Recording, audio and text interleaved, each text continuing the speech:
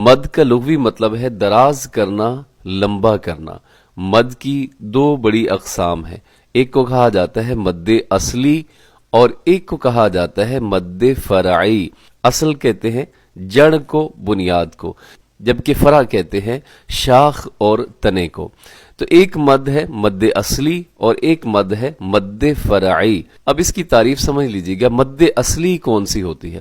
مد اصلی وہ ہوتی ہے کہ جس میں حروف مدہ کے بعد کوئی سبب نہ ہو، حروف مدہ کے بعد کوئی سبب نہ ہو، صرف حروف مدہ کو جو ہم کھینچ کے پڑھتے ہیں اس کو مد اصلی کہتے ہیں، جیسے با، بو، بی۔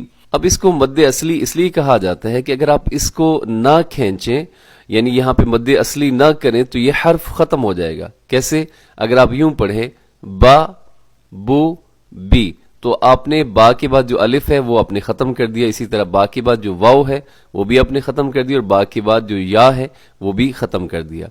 تو آپ نے اس کو تھوڑا سا کھینچ کے پڑھنا ہے، با، بو، بی۔ اس کھینچنے کو مد کہتے ہیں اور یہ مد اصلی ہے۔